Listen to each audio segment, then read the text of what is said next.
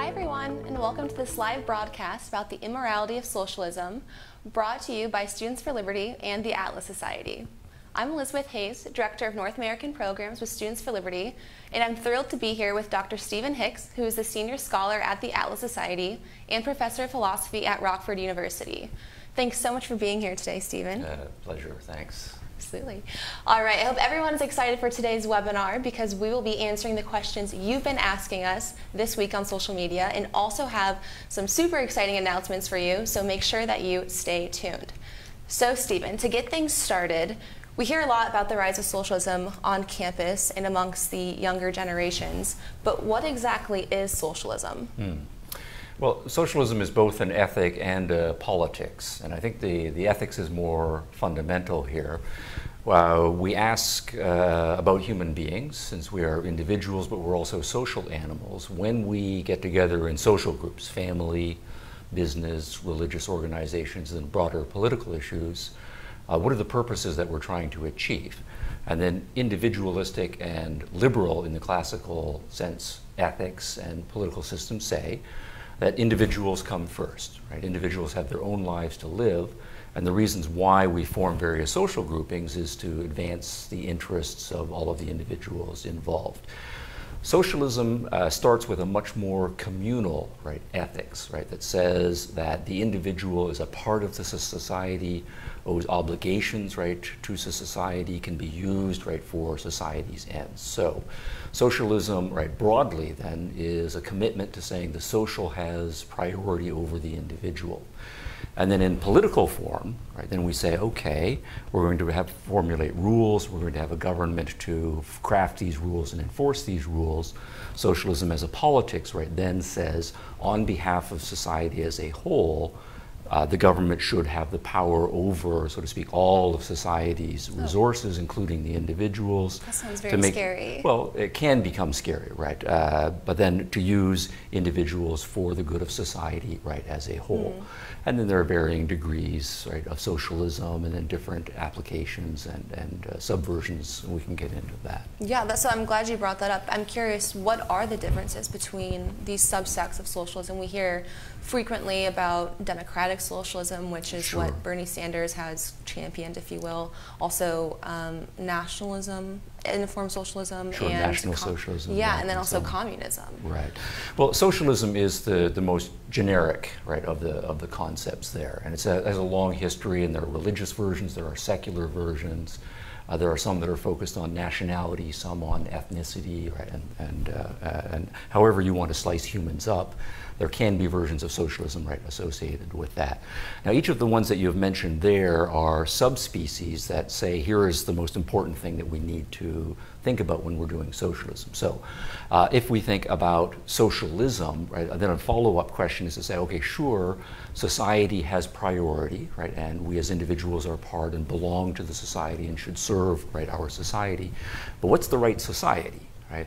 And then different versions of socialism will say there are different human groupings, right, that are the proper social unit. Right? So we might then say, as National Socialism does, that socialism should be for national groups. And those national groups are often defined ethnically and geographically. So the classic examples of those are in Italy, so it's Mussolini's fascism, is the Italian people with their language, their history, their community, their shared traditions, socialism for them. And there might be socialisms for other ethnic groups that are then distinct flavors. And then National Socialism in Germany, right, the more notorious one.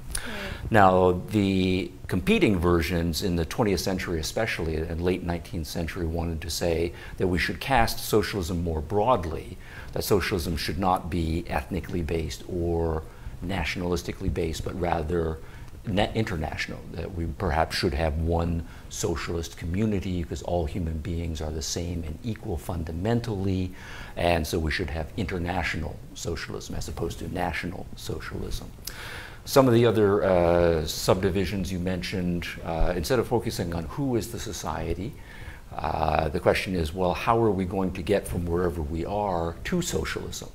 And one avenue then is to say, well, We don't want to be too authoritarian and dictatorial, partly in the 20th century as socialism's track record got worse and worse. Many in the West wanted to say, well, we still want socialism, but we don't want to have these very harsh totalitarian methods, right, that had been used. And so we're kind of liberal and in favor of democracy. So what we should do is try to achieve socialism through democratic, right, means. Now that is still a kind of tyranny, right? It's a softer tyranny, but it's a much more gradualist approach, right, to getting there. And their main opposition in the last century and a half has been against those who say you're never going to get there if you try to go democratically, or that it's going to take too long, and so we need more forceful, violent, revolutionary means to achieve them. So we're going to, jettison any notion of democracy and impose socialism by having an activist revolutionary cadre that will take over by force. So there are different ways about what the proper group is, how we're going to get there, and so many subspecies of socialism start to arise. Okay, interesting. So what is it about socialism, would you say, that makes it immoral? Do you think it is immoral, and if so, why? Well, very much so, but here we have to backtrack and make clear what our standard of morality, right, is. And so I will say my standard of morality is an individualistic, right, standard of morality. I think human beings are individuals. What it is to be a moral person is to take responsibility for your own life. You have your own mind, right? You have your own goals. You should want to achieve happiness, right, in your life. That as you mature and as your capacities and skills mature, you take increasing responsibility for thinking for yourself, being more emotionally resilient, starting to work jobs to pay your own way so you're not living off of your parents. And that by the time you're an adult, you're willing to take full responsibility for your life. So one standard of morality is, does an ethic and a politics encourage people to be fully self-responsible? Now on that score, socialism is deeply, right, immoral, because it is arguing that individuals are not, right, self-responsible, right, that everybody has a responsibility for everyone else, and that means everybody else has a responsibility for me, and that can be taken a certain way. Well, then I can, right, just expect other people to provide for me and to sponge off me. But another part of making the moral standard clear, right, that we're evaluating social systems in terms of, and of course the ethics is very controversial. I think it's the most controversial, right, part of it, is to say, right, I can have an ethic of strong self-responsibility, and I will expect you to be, right, self-responsible, and I will raise my children to be self-responsible, but at the same time, I need to, in a social context, respect that you have your own ideas, you have your own goals, and I can't impose my agenda, right, upon you. So a deep respect for other individuals' own goals, own dreams, own decisions about how they're going to interact with their lives. And again, socialism, right, fundamentally overturns that. It wants to say, no, there is one social agenda, and it can be opposed on all individuals, and you have to conform to whatever that social agenda is, right? And of course, they will say it's a nice social agenda, it's a moral social agenda, but they are overriding, right, that individuality. And the third thing I would mention here, again, this is making clear what moral standard, right, we're using, is in terms of human relationships, right, do we tolerate other people who have different ideas, different projects in life, different lifestyles, right, or not, however much I individually might disapprove of them. And when we are going to interact with each other, is one of our fundamental commitments that it's going to be because you agree and I agree that we're going to get together. We're going to be friends and go out to dinner, right? Or we're going to start a business, right? Or two people might fall in love and decide to start a family, or they're going to start a church, or whatever it is that they're going to do if they want to play sports. Fundamental social morality, right, from my perspective, and this is the objectivist perspective, is to say that always should be voluntary. Right? You cannot override individuals' own choices about and if you can't reach an agreement about friendship, about starting a business, then you go your separate ways. You have different ideas about how to do religion, you go your separate ways. But any person who initiates compulsion or force, right, to mandate that certain social institutions have to exist and you have to be a part of it whether you are, that is a deeply immoral, right, socialism or social system. And socialism is always, right, forthright. It says government will have the power, right, because government is a compulsory institution, and it will compel, right, people to act, to believe certain things, to act certain ways, to belong to certain social organizations, whether they choose to or not. So on all three of those criteria, I do think socialism is immoral. It's also impractical, and there are connections right between those two, but that's the important theme for today. Yeah, it sounds like socialism is antithetical to the ideas of liberty or individualism. So I'm curious, though, are there any redeeming qualities to socialism, or is it all bad? Yeah. Well, when you start to evaluate systems, it's easy to evaluate them as an abstracted, right, body of beliefs. If you have them as a set of beliefs, socialism say X, Y, and Z, and they believe that these are the things that they need to do in practice to implement those ideals, then my view is that the X, Y, and Z are wrong. Most of them are immoral principles, right, whether the person believes it and understands it fully, right, or not, and that in practice it's going to lead to immoral and disastrous, right, results. But if your question then is to ask about any given individual, right, who believes, right, in socialism in varying degrees, is that an immoral person, then I think it becomes much more complex, because then you have to get to know that person as an individual. What exactly do they mean by socialism? And people's understandings of socialism varies from minimal to a lot. Their commitment to socialism from minimal, right, to a lot. Their level of lived experience, and so it becomes a very difficult judgment that requires a lot of knowledge about people as individuals. So my view is, this is very broad strokes, younger people, I'm more inclined to cut them a lot of slack, right, when they are still learning and still experimental and still want to try out different belief systems. Sure.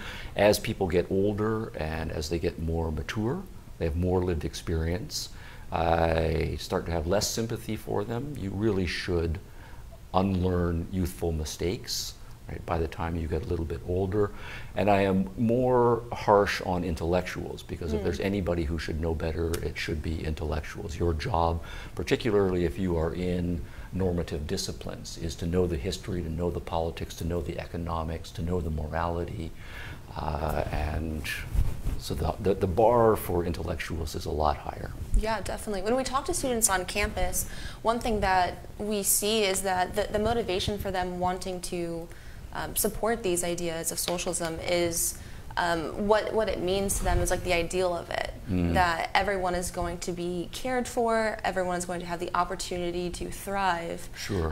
Do you think, I mean, what are your thoughts on the motivations behind it? Do you think those are viable? Right. Or? So if you ask me then to channel, right, a young person, right, and their initial motivation, I think it's fair that people start to think about society-wide problems, nationally, internationally, their neighborhood, and so forth, typically with the best of intentions. I think that is true.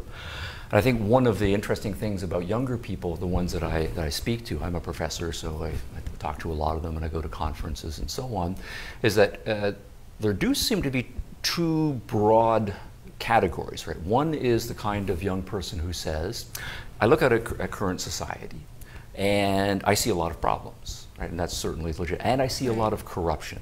And that rubs me the wrong way, because I believe optimistically, and I think this is the right thing to believe, problems should be solved. And a lot of these problems, we should have solved them by now. So there's an impatience there.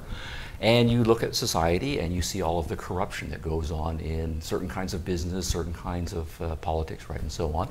And that offends your sense of justice. So if you are an impatient, idealistic person with a sense of justice, right, as a young person, you look at your society, and it's natural then to say, we need to and should be able to solve these problems fast. If they haven't been solved, we need another kind of system.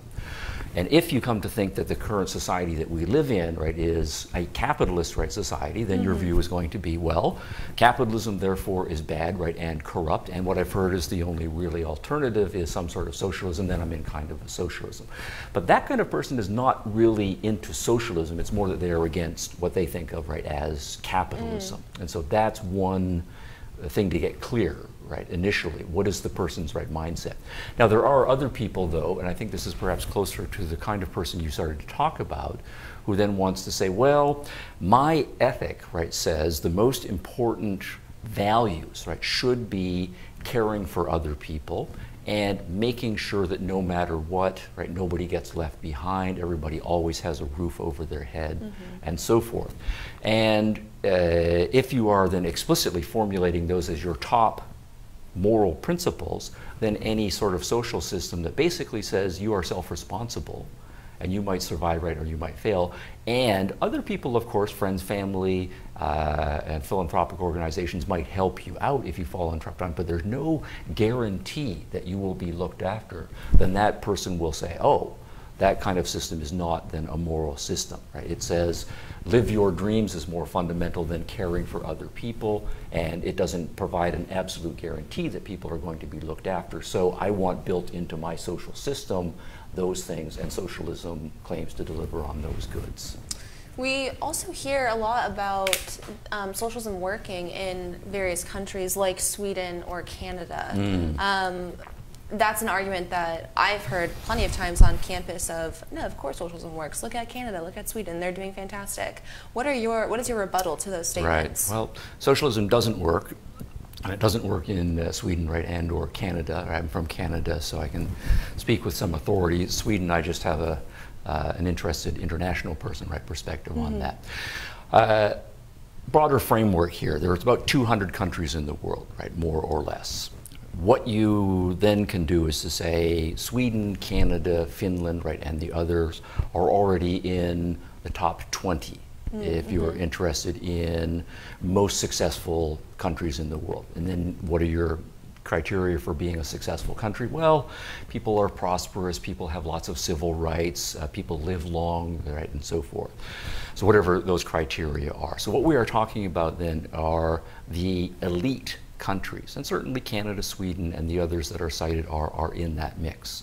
So the question then would be, how did they get into that mix in the first place? And the reason is that for most of their history, Canada, Sweden, and the others, like all of the other very successful countries in the world currently, were by and large liberal, in the proper sense of liberal, market-friendly, civil liberties and civil rights respecting nations. And on the basis of that, after the course of many generations, they've built up huge, huge amounts of wealth. Huge amounts of cultural, right, wealth in addition to economic wealth, and long, right, traditions of respecting, right, civil rights. So what they are then in a position, right, of enormous wealth with all of their surplus capital to do is to then be more redistributive, right, without immediately impoverishing, right, countries. And so they are more, right, redistributionist, right, than traditionally, right, standard socialist countries, right, would be. So the way I would put it then is to say is that these are cultures that have a lot of excess cash, right, and other kinds of capital, so they can afford to be more redistributionist, and they have been without undermining their economies. What I would say, though, is if you look at the sectors of those cultures, though, that have been more explicitly redistributionist, those are the more dysfunctional, right, sectors of their economy. So the public schools, right, typically not, right, as good. The welfare systems, right, abused, right, not as good. People not getting off them and doing a life. So like the healthcare system in Canada, would that be an example? Right, that would be an example, right, or the British one.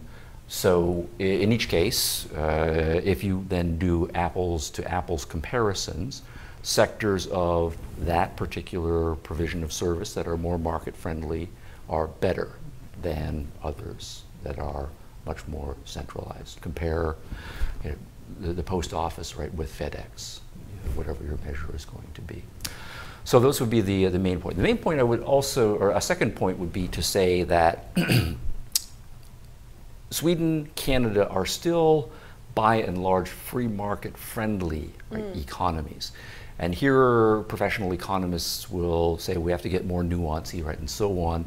So on the production side, how much government management of the economy do you have? How much regulation do you have? How much outright government ownership do you have? It's still significant, but very far from what pure socialism would say.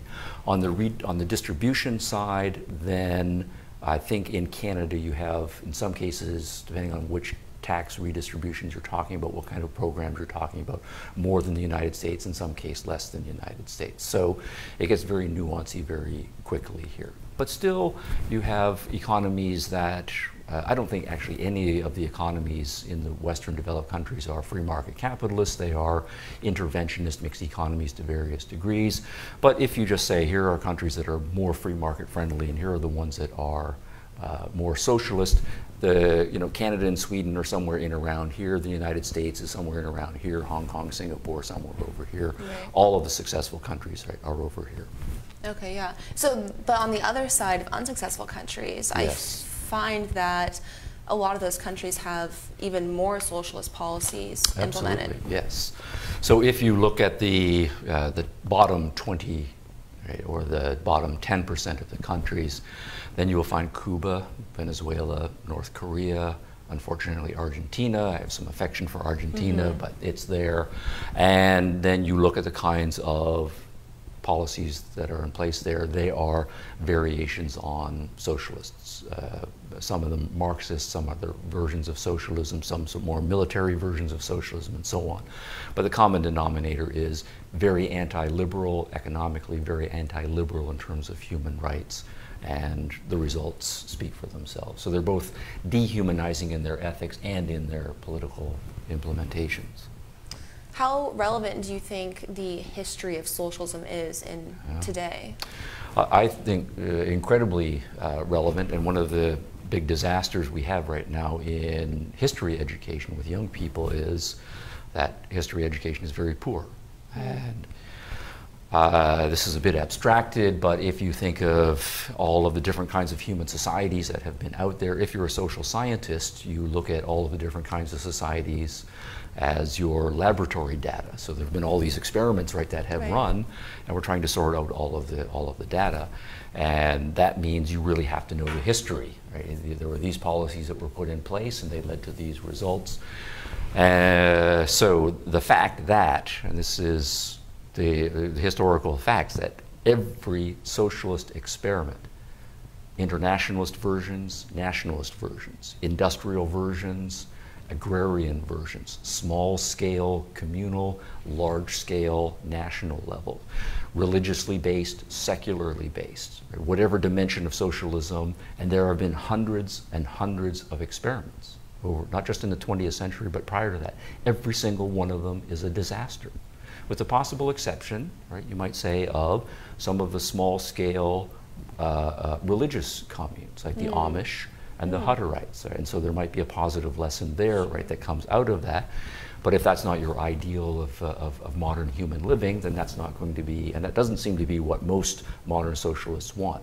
So I do think history education is absolutely important, because young people, right, when they are very idealistic and they want action now, are attracted, right, to policies that seem to be quick fixes, that they should be aware that has been tried, not once or twice, hundreds of times, and every time it led to a disaster. And you should know that before recommending policies. Yeah, so, I mean, I think, correct me if I'm wrong, please, but socialism has killed over 100 million people throughout the history. Yes, so yeah, the statistics are extraordinarily sobering, and the fact that everyone is aware of the Nazis, as they should be, National Socialism, one of the great killers in its relatively short stretch of time, 20 million people or so, depending on how you do your counting, but communist or Marxist or international versions of socialism, whatever you want to call them, the death count is, right, all by itself approaching 100 million. So the major experiments in the Soviet Union from 1917 until around 1990 or so, the experiments in China, right, under Mao, through the middle part of the decades, those two all by themselves, large populations, but killing on the order of 70 or 80 million, depending on which socialists you talk about. And this is a point I think that's important for young people to think about, that Absolutely. when we think about liberal, democratic, capitalist, free market systems, whatever you want to call them, and they have their sins, they have their failings, they will have their corruptions, but look at the death tolls. And the death tolls, no matter how jaded you are about how corrupt Canada capitalism is or Australian capitalism is, the death tolls are perhaps in the hundreds or the thousands, with very generous definitions of political prisoners being killed. So it's already orders of magnitude to go from thousands of people killed to hundreds of thousands, to millions, to tens of millions, to 100 million. And if you are actually interested in human decency, respect for just fundamental human life, the death tolls should be serious. Those numbers need to be known. I absolutely agree. With those numbers, like you said, those are very sobering statistics. Why is it that our younger generations are still interested in these ideas, and we still see them trying to be attempted globally? Yeah. Well, I think there's a number of reasons for this. Part of it is weak history education, so they just don't get exposed to the experiments that have been tried. I think economic education also is poor. People don't understand how difficult it would be to try to organize the whole economy. A lot of them have the sense that I'm pretty smart, and if only I were in charge, I would do it better and I would be able to work everything out. They dramatically underestimate how much better the wisdom of crowds is. There's lots of other smart people. And that when you start to try to control other people, their incentive structures change. You start to concentrate power, and you attract a certain kind of person into the government that's not necessarily interested in the best interests of other people. So young people typically have not thought through the actual knowledge problems, incentive problems, and power corrupting problems that go with socialism, which always involves concentrations of power, centralizations of power. I think also people are looking for quick fixes. Just pass a law. There's some big government agency already out there that's got a lot of people and a lot of money. Just give them a law and give them some power, and they will fix the problem. So that impatience is often there. The other thing I would say, though, is, and this has come back to the morality that I think is more important, is that people don't think about government as an institution of compulsion seriously enough. They know in a vague sense that the government means the military, the government means the police, and that every time we pass a law, we are implicitly saying everybody has to do it this way. You can't do it differently. Right? Those laws are meant to be universal, unless you're building double standards into the law, which is a different kind of problem. Right. But everybody has to do it this way.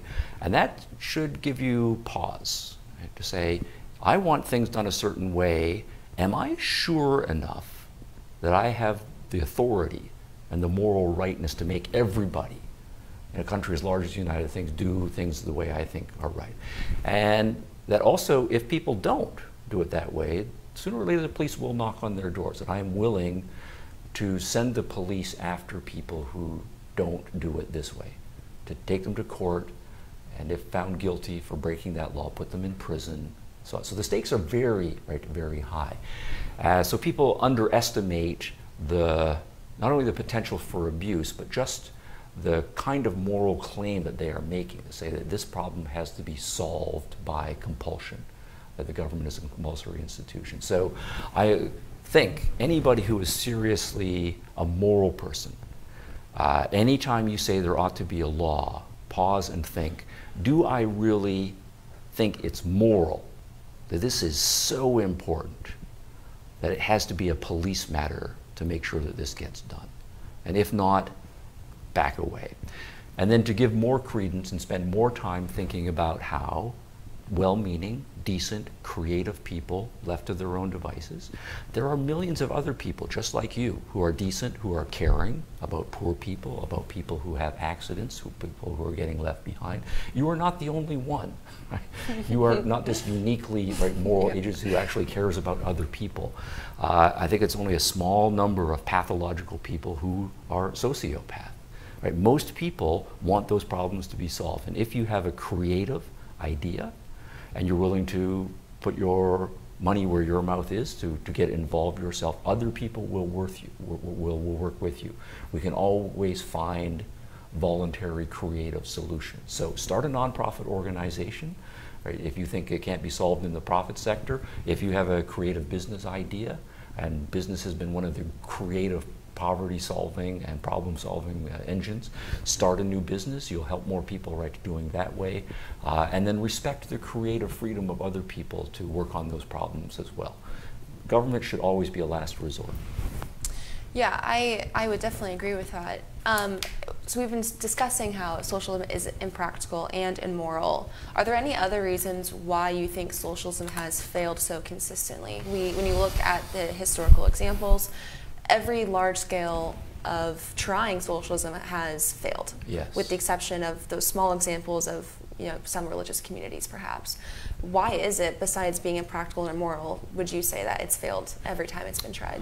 Well, the big three reasons, somebody to think about it from the policy, you think if you want to get something done, what has to happen successfully for something to get done? I teach business ethics, and so a lot of times I'm teaching students who are planning to go into management. And so one way to think of it, instead of society as a whole, is to start thinking about being the manager of a small team of people. When do things get done well in that small organization? You say, well, first of all, people have to know what they're doing. And one of the major problems is people who are doing things, but they really don't have a clue what's going on. So you have to hire people who know their stuff. Right? Now, people can know their stuff, but they can't really be motivated. Right? So you also have to incentivize people. So what will incentivize the people who know their stuff to actually work on the problem? So you have to align the incentives of the people with the organization and make sure you're hiring. So those two people who know their stuff, and incentivize them. And then you actually have to empower them. They actually have to have the power, the freedom to act according to their judgment, not to be caught up in red tape, always having to ask for permission, spending all their times in committee meetings and so on.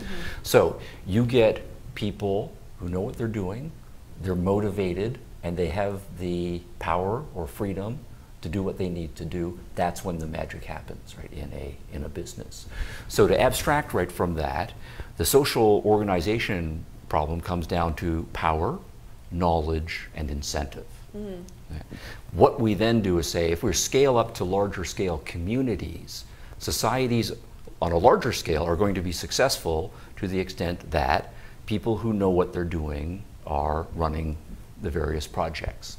So there's a knowledge issue, and this is where Mises, Ludwig von Mises and Friedrich Hayek are very important, because on the negative side they argued socialism has a knowledge problem. What it tries to do is say, we're going to have a small team of people, very smart people, maybe with very fast computers, but only their knowledge is going to operate the whole of the economy. And the argument that Mises and Hayek made was that that's impossible, or you can only get very clunky economies out of that. What happens in free market liberal economies, though, is you have 1 million or more people in your economy. Those people know more or less, but a lot of them know a lot of things. And they typically know a lot about their own personal circumstances, their own businesses, their own customers, and so on. So if they are activated, then you have the knowledge of millions of people contributing to the economy instead of just the knowledge of a very small number of people. The incentive issue, how do you motivate people? Well, the problem that socialism has, and Milton Friedman is important here because this is one of the buttons that he pushed a lot, is to say, well, under socialism, I'm supposed to work really hard, for the good of the community. If I'm a young person and I can pull 16-hour days, I should be working 16-hour days. And I'm an older person, maybe I can only work 8-hour days. But it should be that we get an equal share or so. And so the question then is going to be, for those who have more abilities, more skills, more knowledge, if they are going to work hard and be more productive, but they know they're only going to get the same amount as people who slack off or who are not as productive. That is demoralizing. That's a disincentive. And so people don't work up to their abilities. And instead of showing their abilities, they're more likely then to hide their abilities, because that will then enable them to slack off. So then, because of that incentive structure under socialism, you will have less practicality as a result. And then the flip side of that is to say, under free market capitalism, we know you get to keep the fruits of your labor. So if you work extra hours, you work smarter, you're more productive, then you get to keep it. That's the property rights point. So if you work twice as many hours as me or as I do, you're going to get twice as much money, right? Or if you work twice as smart as I do, you'll get twice as much money, right, as I do. And that incentivizes people, and so free market societies are going to be more productive. So that's knowledge, that's incentive. The third thing is the issue of power. One mark of socialism is collective decision making, and that means one of two things. It either means decision by committee, and if you have any experience of how committees work, you know they are typically enormously dysfunctional. I've ever done a group project in college. Exactly, you know. yes, sure. And so you just imagine scaling that up. So we're going to have pure communal decision making for 100 million people. It's not going to happen. So by default, you then have to delegate power, and that means concentrating power into the hands of a few. And there are many versions of socialism that are forthright about that. We do believe in Marx's formulation, a dictatorship of the proletariat. And what he means by that is a small group of elite people who have dictatorial power over the entire economy, and what they say goes. Now, when you have power concentrated in the hands of a few people, it does invite for abuses of power, and every socialist regime has higher degrees of corruption, right, than others. But also what it does is profoundly disempowers the vast majority of other people in society. So you have a society of 100 million people. If only 10 people are able to actually make decisions, then that means 900 and whatever, right, million people, they need to ask permission. So unlike free market societies, you have a lot of freedom. If you're an entrepreneur, you don't have to ask for permission. You see something that needs getting done, you can go ahead and do it. You don't have to ask for permission or wait for the orders to come down. So I think the technical reasons, right, are that socialism fails the incentive problem, it fails to solve the knowledge problem, it fails to solve the power problem. Free market capitalism does much, much better on all three scores. We were talking a bit earlier about examples of socialist regimes and how awful they have been. I don't know if this would be a true objectivist webinar if we didn't talk about Ayn Rand. So I do want to bring her up. She experienced and lived through socialism in the Soviet Union. Could you speak more on that? All right, Rand was born in 1905. The Russian Revolution, as it's called, or the Putsch, was in 1917, so she was 12 years old when that occurred. She was quite precocious, brilliant, right, intellectual, and at that point already planning to be a writer, right, of fiction, so coming up with complicated characters and plots and so on, and very interested in value issues. So what she describes is kind of a personal revulsion to the stated ideals of the Soviet Union, which were very thoroughly communalistic and authoritarian in fairly classical Marxist formulation in that first generation with Lenin, Stalin, Trotsky, and the others. So she felt an immediate value revulsion to what her ideals were as an individualist, a very romantic sense of dream your dreams and live a large romantic life full of adventure, and this idea that you are supposed to set aside your dreams and work on jobs that are assigned to you for the good of the collective. But at the same time, her father, as I understand it, was a small shop owner, owned a pharmacy, and their property was confiscated. Their personal apartment was confiscated, and so the communal living was instantiated. They lost their business, and so there was immediate financial troubles, right, for them. And that seems like a personal affront, right? I've started this business, or my family has started this business. This is ours. Who has the right to take this away from us? And then immediately seeing the practical offense. Now, Russia was by no means a prosperous nation. It was still largely a feudal society. It was, in some senses, starting to open up a little bit, but immediately from a very low bar standard of living under the communists, things started to go down. And that was immediately apparent within just a few years. that were some of the things that forced Lenin and the other leaders in the Soviet Union to start experimenting with modifications to the classical Marxist doctrine. So already the problems of translating Marxist theory or socialist theory of that sort into practice were immediately becoming apparent.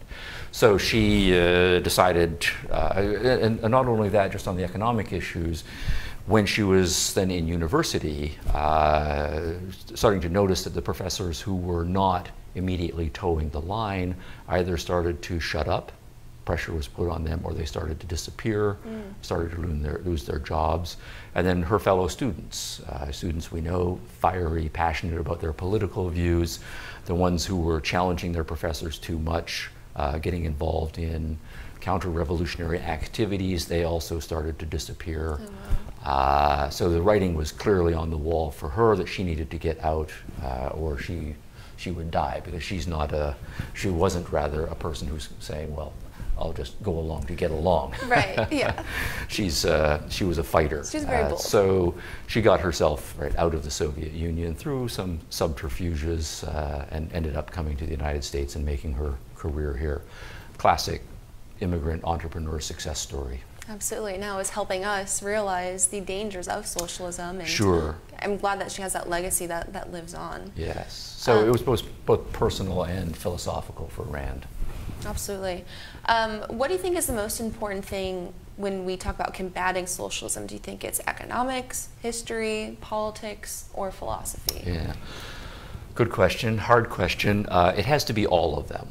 And what I would say to younger people especially is, follow your passions. I mean, if you are interested in politics, and I assume if you're interested in Students for Liberty, you're interested in political issues at some point, you do have to know history, you do have to know economics, politics, and philosophy.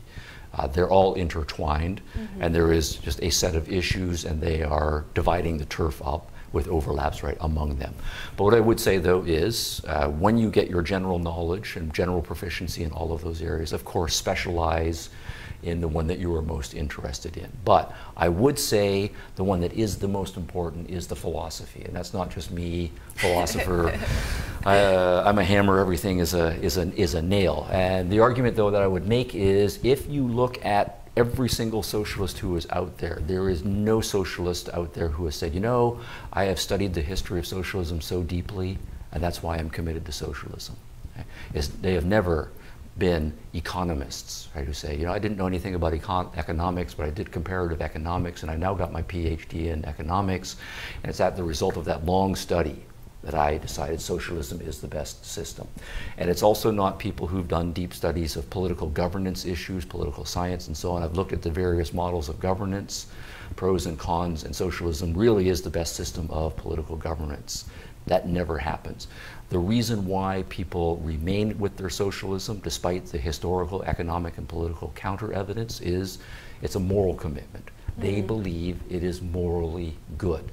And they, in many cases, will be willing to say it has been a historical disaster, that yes, the economics is against us, yes, there are huge political problems, but we have this belief that it is a moral ideal, that capitalism and liberalism or neoliberalism is repugnant and evil and immoral. And even if it's more practical, I am opposed to it, and socialism is some sort of ideal.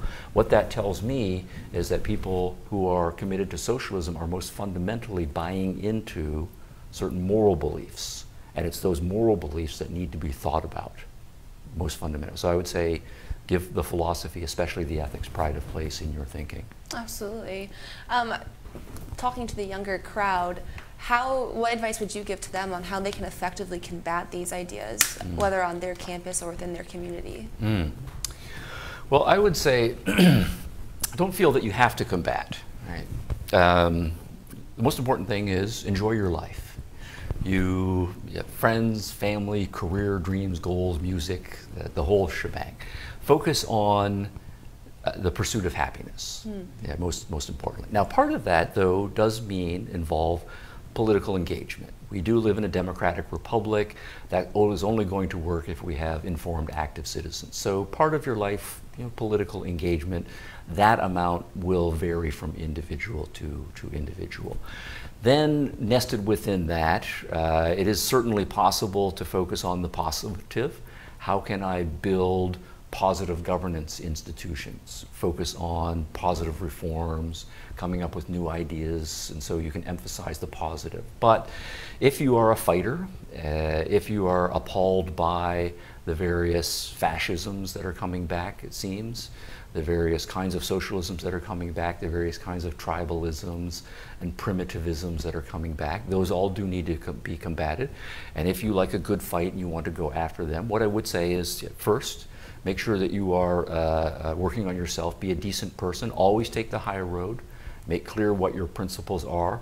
Don't ever stoop to the kind of nasty argumentation tactics or the physical intimidation tactics that the other side use. Of course, self-defense is always fine. Take the moral high road, become an expert on the theory and practice of the particular ism that you are interested in, whether it's socialism or fascism or tribalism or whatever it is, so that you know where your opponents are coming from as well or better than they do. And you really probably should go for the better than they do. Because you have to not only know your own position, this is John Stuart Mill's point, you do need to know your opposition's positions well so that they feel that they're being heard, but you also need to know what the counter arguments are that you think work, and those are typically the ones that they haven't heard. So if they get to know that you are a smart, decent person who's going to take the high road, that you've listened to them.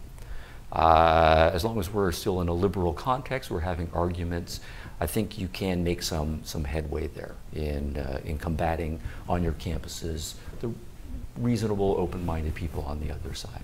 Yeah, it sounds like educating yourself on the ideas and making sure you have a well understanding of not only the ideas of liberty or objectivism, but the ideas of socialism and the counter arguments to both. And I would say on that, part of the learning process certainly can be jumping into the debates, and we all have a huge amount to learn. One way we can learn is by entering into the debates. And don't expect that you're always going to win the debates and you're going to have the answer to every objection. Sometimes you'll just be willing to say, well, that's a good point, I haven't thought of it. And if that's where you are, that's fine. People can respect that you haven't thought of everything. Take that away, then do some more homework, talk to other people. Well, what about this point? And of course, you should, if you are a decent liberal-minded person, be willing to have your mind changed. It might be, I don't think it's true, but don't trust my judgment on this, that the socialist has a good point. And if you're going to engage in debate and you want them to be willing to change their minds, you should also be willing to change their minds. So if there's a very good point they make, take that to heart, think about it, and exercise your best judgment.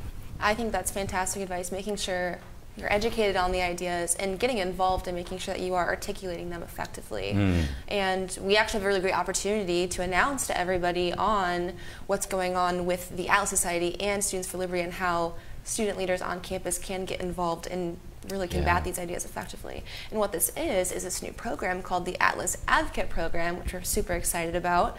And it's launching now. You can apply. We're going to put the link in the comments, so make sure you click on that and check it out. But this is a really great way for students, of course, to learn more about the ideas, get access to materials like this fantastic graphic novel that the Atlas Society just produced. It's the Anthem graphic novel. It's brand spanking new, super shiny, very pretty. But this will get sent to all the Atlas advocates so they can share this with students on their campus, make sure they are aware of these brilliant ideas. And in addition to that, if they complete all of this, they will get a free trip to Malibu to hang out with, I believe, you, Jennifer Grossman, a lot of the heavy hitters in the objectivist movement, in addition to getting trainings and hanging out with other passionate student leaders. So definitely check that out in the link in the comments. Any other final thoughts from you to our viewers on these ideas? Yes, well, we did cover a lot of ground. We focused on socialism today, and I think that's important because that's in the modern world. Feudalism declined a couple of centuries ago, and the big question in the modern world, by which I mean really the last 200 to 300 years, has been what's going to replace traditional feudalism, traditional tribalism. There have been three major alternatives: some sort of liberal, democratic, market-friendly society, some sort of socialism, Typically, the Marxist version has been the dominant one, but there are lots of other versions kicking around, some sort of left-wing socialism and some sort of fascism, now sometimes called alt-right in its extreme versions, or National Socialism as well. So the thing I would say is recognize that it is actually a three-way debate, and I think it is, at least on the world stage, likely to be a three-way debate, not just a two-way debate. In my generation, after World War II was over, the fascists and the National Socialists had been defeated, and the Cold War rather was a manifestation of it. It did seem to be some sort of liberal capitalism versus some sort of socialism. Those were the only two contenders. Yeah. But now the field, I think, is wider. We haven't talked about Islamic fundamentalism. That might be put in the mix, but I would put that on a lower scale of concern. But I do think that we also need to think about the alt-right and in its more extreme forms, fascism and National Socialism making a fresh comeback as well. So plunge in and educate yourself on the major alternatives. Absolutely. Maybe we can touch on that topic next time, hopefully. All right. Well, thank you, everyone, for watching, and thank you so much to Stephen for being here today. I'm so excited for the Alice Advocate program, so make sure you apply using the link in the comments if you're ready to turn these ideas into action. Also, be sure to check out SFL's upcoming events to learn more about the ideas of liberty, including our student conferences throughout the fall and spring, in addition to LibertyCon, which is taking place in January, the 17th through the 20th in Washington, D.C. Click those links below to ensure you don't miss out on these awesome opportunities. Thanks again, everyone. We will see you next time.